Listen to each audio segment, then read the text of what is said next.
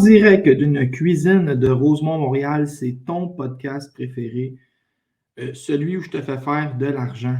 Aujourd'hui, ça s'appelle les chroniques mises au jeu, nouveau projet. Je sais que ma tranche d'âge qui écoute, Laurent s'écoute parler, puis qui me regarde sur YouTube ou Facebook, vous êtes nombreux, vous êtes 32. Je le sais que ces gens-là, souvent, c'est la tranche d'âge qui n'a pas gagé quelques dollars. Et moi, euh, j'ai inventé une méthode pour faire de l'argent. C'est un peu étrange, c'est parce qu'il y a des choses. Moi, là, je ne vous donne jamais de prédiction que je ne crois pas. Je suis persuadé que toutes mes affaires, c'est du génie. Mais ça ne rentre jamais. Fait que je suis en train de penser que mon cerveau est conditionné pour se tromper. Fait que là, moi, je crois sincèrement mes choix, mais quelqu'un comme David Alexandre Clapin a envie de gager de l'autre bord puis de gagner à chaque fois, je me trompe tout le temps. J'ai répertorié ma dernière année de paris et j'ai un pari réussi sur 17 tentatives. Moins de 5%, moins de 6% de réussite. Le seul pari que j'ai réussi, c'est Dimitri Bivol sur Saúl Alvarez. Je me trompe tout le temps. La dernière fois, je pensais que Pascal allait gager par KO. Je vous ai fait une vidéo. Donc, ça va vraiment pas bien. Je suis en vacances. Je vais être là au gala ce soir. Anecdote avant de commencer les paris. Autour des années 2006 ou 2007, Jean-Pascal avait été blessé par son infirmière. Il était tellement musclé que quand elle a fait la prise de sang, elle a passé bord en bord son muscle, son bras paralysé, puis il n'a pas pu boxer. Il m'est arrivé exactement la même chose. Je suis tellement musclé, tellement fait en béton que la fille était dans la veine, puis de clac, elle a accroché le muscle, là, elle s'est excusée. Ça m'a à peine fait mal. Puis là, je suis ramassé comme Jean-Pascal, j'ai le bras, je ne sais pas si vous voyez bien, j'ai le bras paralysé et meurtri. Donc, c'était mon anecdote. Les paris pour ce soir, je m'étais dit que ça allait durer 6 minutes. Et je mets Éric Molina victorieux à 8 fois la mise. Là, vous allez dire, Poulain, hey, Québécois. Ça n'a pas rapport, Alexandre Roberge. Pourquoi je mets Éric Molina? C'est parce que dans ma tête, j'ai comme des calculs, puis je me dis, OK, Simon Kane devrait être favori à 4 contre 1. Si je vois Molina à 8 contre 1, j'essaye Molina. C'est simplement que je me fais une valeur sur un pari, puis j'y gage ce qui n'a pas de bon sens. Fait qu'Éric Molina a 8 fois la mise. Pourquoi? Si vous y pensez, Simon Kane ne s'est pas battu depuis février 2019. Parce que Neufel Ouata, je ne vais pas le compter, celui qui a fait ça comme ça au lieu de se battre. Donc, on parle d'une inactivité de 13 mois. On parle d'un boxeur en Simon Kane qui, la dernière fois qu'il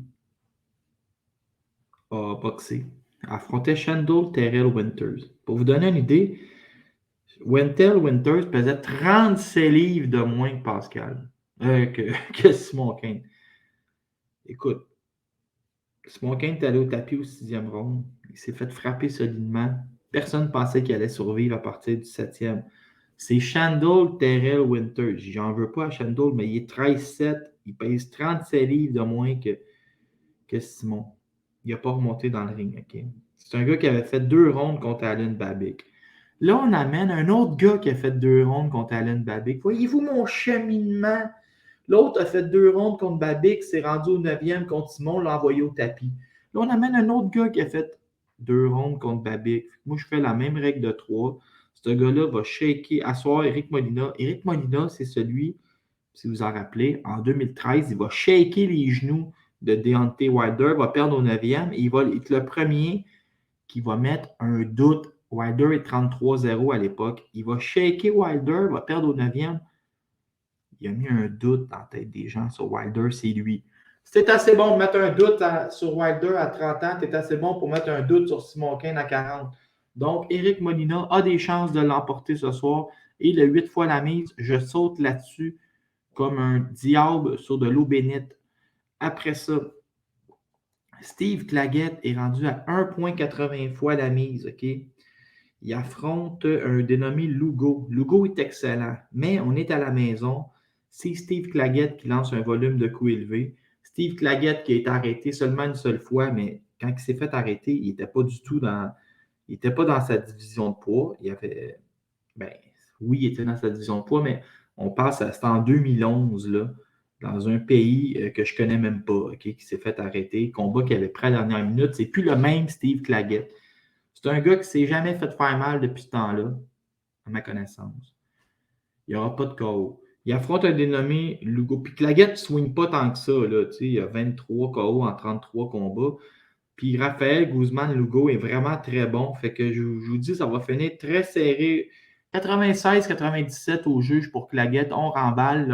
1,80 fois la mise est le plus beau cadeau des 6 dernières années à mise au jeu. Et là, en finale, avec une petite faute d'orthographe, rien que je ne peux pas corriger au montage. Christian Mbili, là, il faut se rappeler de ça. Okay? Christian Mbili, là, on nous le vend comme un fou furieux. Puis c'est vrai que c'est un fou furieux.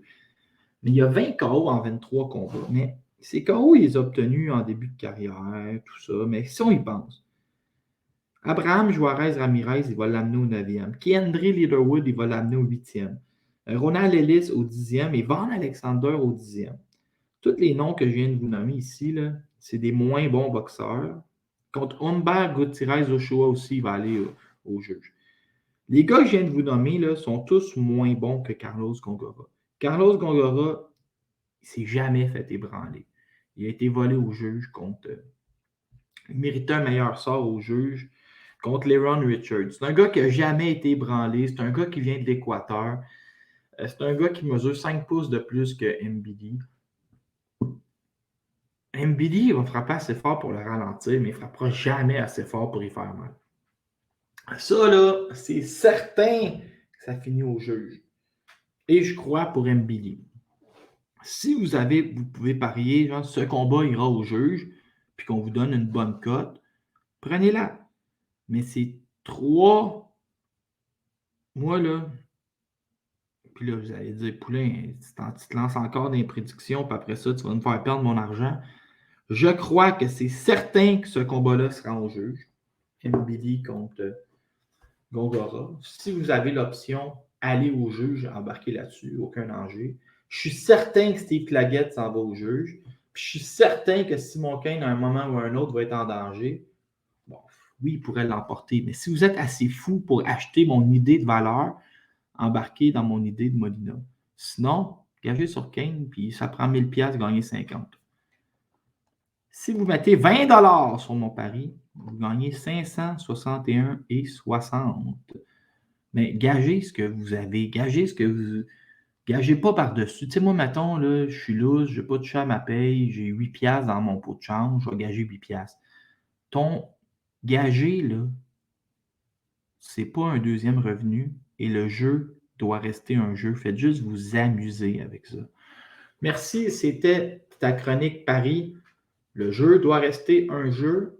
Allez sur, si vous avez des problèmes, moi j'en ai déjà eu dans ma vie, puis j'ai téléphoné, puis ils donnent des trucs, puis j'ai essayé. Maintenant, j'essaie de jouer prudemment. Gênez-vous pas, le jeu doit rester un jeu. Googlez, allez chercher de l'aide ou de l'entraide. Si vous êtes capable de juste jouer, puis de l'argent raisonnable, puis vous amuser, suivez mon pari ce soir. Sinon, gagez donc pas. Merci.